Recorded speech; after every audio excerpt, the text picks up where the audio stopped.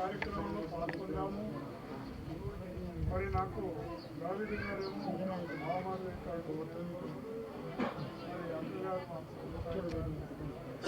కాబట్టి ప్రేమైన దేవుని బిడ్డలారా చక్కని మాటలు దైవజనులు చెప్పారు. మా జానయ్య గారు అదే విషయాన్ని మరొకసారి చూస్తూ ఉన్నాము. నిద్రించుతున్నది తప్పకుండా ఒకరోజు మేల్కొంటుంది. అది కూడా క్రీస్తునందు నిద్రిస్తుంది కాబట్టి మేల్కొంటుంది. క్రీస్తునందు నిద్రించకుండా మేల్కోవడం అనేది ఇక్కడ పరలోకంలో జరగదు, భూలోకంలో జరగదు, ప్రపంచంలో జరగదు, నరకానికే వెళ్తాం.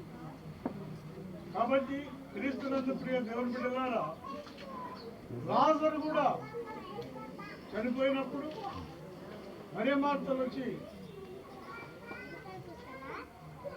కన్నీరు పర్యంతమైనప్పుడు ప్రభు అక్కడికి వచ్చాడు. అప్పటికి 4 రోజులు అయింది. మా బ్రదర్లో కూడా దావీదు భాగ్యరాజయ్య గారి కుమారు, ఆయన బీహార్ నుండి ఇక్కడ తీసుకురావడానికి 4 రోజులు అయింది. అది ఎప్పుడు నాకు గుర్తు చేయాలనిపిస్తుంది. ఎందుకు చేయాలంటే క్రీస్తునందు మృతులైన మృతులు ముళ్ళుబట్టరు. అది ఒకటి గమనించాలి.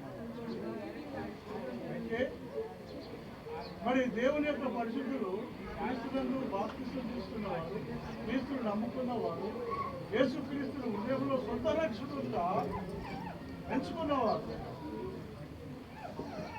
మరి ముళ్ళుబట్టరు. అందుకే అక్కడే ఒకరోజు చూస్తామన్న నిరీక్షణ ఇక్కడ కనబడుతుంది పత్రికలో.